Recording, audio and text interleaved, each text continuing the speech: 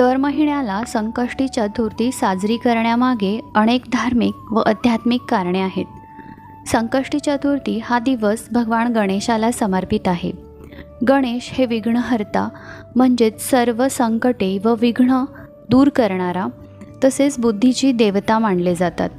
संकष्टी या शब्दाचा अर्थ आहे संकटांपासून मुक्ती किंवा अडचणी दूर करणारा.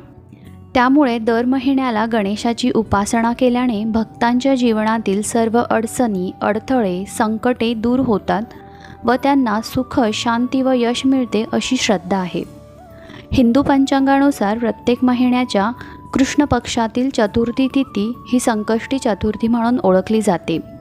ही तिथी गणेशाच्या उपासनेसाठी अतिशय शुभ मानली जाते. या व्रतामध्ये चंद्रदर्शनाला विशेष महत्त्व आहे. दिवसभर उपवास करून रात्री चंद्रोदय झाल्यानंतर गणेशाची पूजा केली जाते आणि त्यानंतर उपवास सोडला जातो. म्हणूनच दर महिन्याला गणेशाचा आशीर्वाद मिळवण्यासाठी, संकटांपासून मुक्ती मिळवण्यासाठी आणि सर्व मनोकामना पूर्ण करण्यासाठी भक्तजन संकष्टी चतुर्थीचा उपवास आणि पूजा मोठ्या श्रद्धेने करतात.